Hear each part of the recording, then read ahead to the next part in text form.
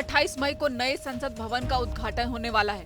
इसे लेकर जेडीयू के राष्ट्रीय अध्यक्ष ललन सिंह ने कहा, हम लोग इस नए संसद भवन के उद्घाटन में शामिल नहीं होंगे क्योंकि इतिहास को बदलने का प्रयास हो रहा है।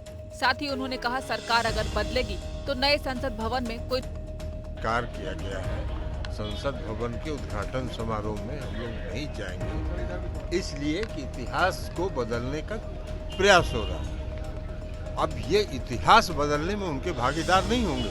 राष्ट्रपति को अगर संसद भवन बना ही था तो राष्ट्रपति को बुलाना चाहिए था, प्रधानमंत्री को अनुमति था, इसलिए हम लोग उसका बहिष्कार करें।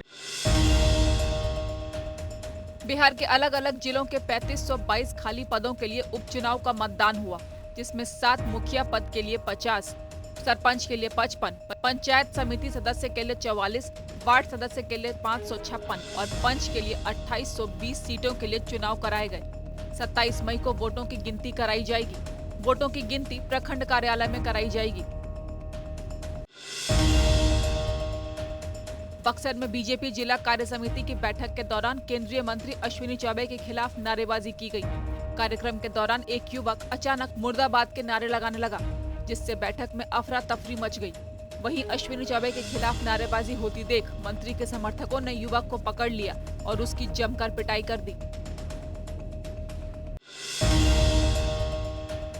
पूर्व सांसद आनंद मोहन मुजफ्फरपुर पहुंचे, जहां लोगों ने उनका जोरदार स्वागत किया।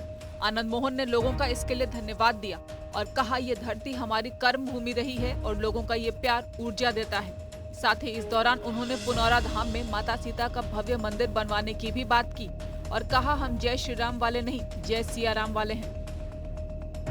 अयोध्या में भव्य राम मंदिर का निर्माण होता है तो हम बिहार वासियों को अपेक्षा है कि पुनौरा जो सीता जी का प्राकट्य धाम है, वहाँ भी एक भव्य मंदिर का निर्माण हो और इस बात को हम लोग इसके लिए लड़ेंगे।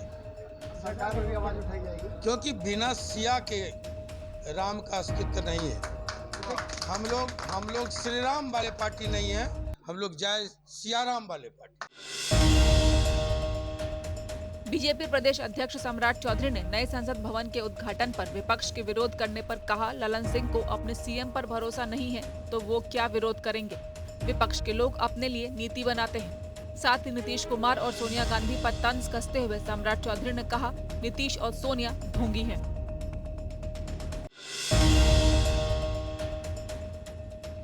नए संसद भवन के उद्घाटन को लेकर मृत्युंजय तिवारी ने विरोध जताया।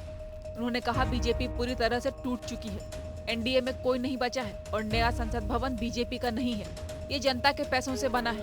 इस दौरान उन्होंने ये भी कहा, संसद भवन का उद्घाटन राष्ट्रपति से करवाना चाहिए।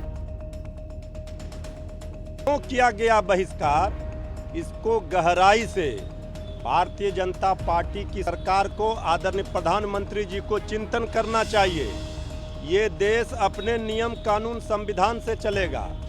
लोकसभा राज्यसभा का हेड संवैधानिक रूप से महामहिम राष्ट्रपति होते हैं, तो क्यों महामहिम राष्ट्रपति के हाथों अगर ये उद्घाटन होगा, इसमें बीजेपी को, केंद्र सरकार को क्या परेशानी है। ये तो संवैधानिक रूप से सब लोग जानते हैं कि दोनों सदनों के हेड होते हैं। ये बीजेपी लोकसभा का जो नया भवन बना है, ये बीजेपी का भवन नहीं है, ये देश की जनता की गाढ़ी कमाई से ये बना है, खर्च हुआ है। आईआईटी मुंबई के मैकेनिकल ब्रांच से बीटेक कर चुके गया जिले के अति नक्सल प्रभावित इलाके डुमरिया के संदीप कुमार ने यूपीएससी 2022 परीक्षा में सफलता पाई है। संदीप कुमार की ऑल इंडिया रैंकिंग 697 है। नक्सल इलाके से आने वाले संदीप की ये सफलता कई युवाओं के लिए प्रेरणा की वजह बन सकती है।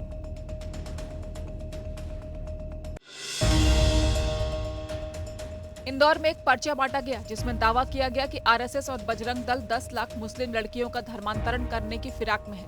इस सवाल पर गिरिराज सिंह ने कहा, भारत सनातनियों का देश है और सनातनी को कोई हटा नहीं सकता। सनातनी ही भारत की पहचान है, इसको कोई बदल नहीं सकता। पर्चा बांटने से कुछ नहीं होगा।